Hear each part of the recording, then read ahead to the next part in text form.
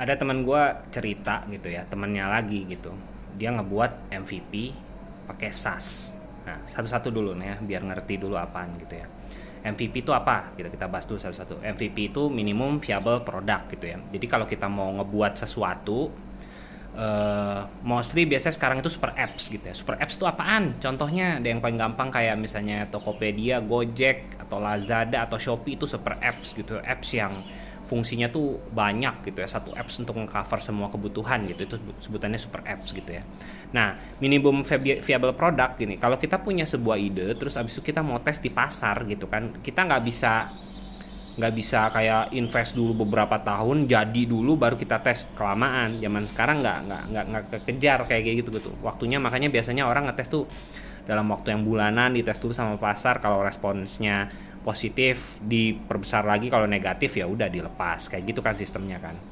Oke, MVP udah dapat ya teman-teman ya. SaaS. Nah, SaaS ini apaan? SaaS, software as a service ya.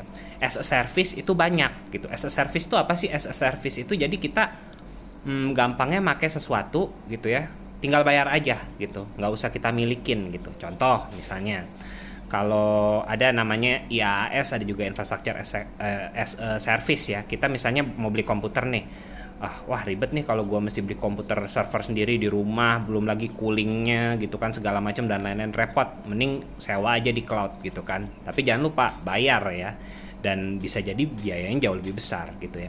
Nah, kalau software as a service itu lebih ke software tinggal kita pakai aja gitu. Tapi biasanya metodenya subscription gitu kan. Mungkin contohnya yang paling gampang kayak Google Sheet lah gitu ya, atau Microsoft 365 juga itu sebenarnya software as a service gitu ya. Nah, kebetulan ya temen gue ini mau bikin MVP tapi pakai SaaS gitu ya. Nah, di akhir dia cerita gitu kan, istilahnya, oh ini ternyata setelah banyak yang make gitu ya, biayanya jadi tinggi gitu kan. Nah, ini hal-hal kayak begini tuh seharusnya sih nggak terjadi ya, kalau mungkin orang itu udah baca duluan kalau SaaS itu memang bayar gitu kan. Anda tinggal make doang, gampang, langsung jadi, tapi bayar, jangan lupa gitu loh istilahnya. Terus apakah gue bilang jangan pakai SaaS? Enggak juga. Kalau kalkulasi masuk, kalau kita dari awal udah define gitu kan, kita punya kemampuan berapa nih kira-kira buat bayar SaaS nih ke depannya gitu kan, dihitung cost-nya gitu kan. Itu kan masuknya OPEX ya. Jadi kita make dulu sambil bayar. Bayar belakangan, make dulu bayar belakangan. Masuknya kan OPEX kan.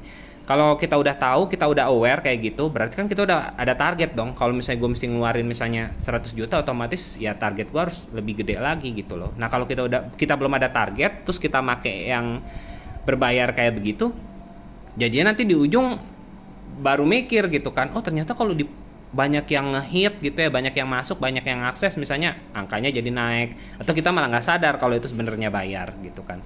Jadi mungkin dari pelajarannya ya, dari apa sih, kalau kita punya ide terus kita mau eksekusi ngebuat MVP gitu ya, kalau teman-teman mau pakai yang udah tinggal pakai dan tinggal bayar, jangan lupa ya, tinggal pakai dan tinggal bayar, jangan lupa cek dia sistemnya kayak gimana gitu kan, apakah bulanan, apakah volume gitu ya. Jadi makin banyak yang make, makin banyak kita bayar, itu beda-beda gitu kan. Pastiin teman-teman ngerti gitu loh. Terus ada nggak sih sebenarnya? Ya itu kan lebih gampang tapi ternyata lebih mahal di ujung. Sebenarnya ada nggak sih yang lebih murah gitu kan? Kalau ngebuat super apps atau aplikasi, atau ide kita mau kita translate jadi sesuatu yang bisa dipakai banyak orang gitu kan? Ada gitu ya. Mungkin kita ambil dulu kayak nge-hire developer gitu, nge-hire developer. Gua nggak bilang murah, beneran murah ya. Cuman kita hitung kalkulasi totalnya gitu loh, yang kita invest misalnya selama 1 tahun dan segala macem, dibandingin sama yang langsung jadi gitu, tinggal make, tapi kita nggak berasi ke depannya tuh mahal banget gitu loh, kita keiket di sana gitu kan.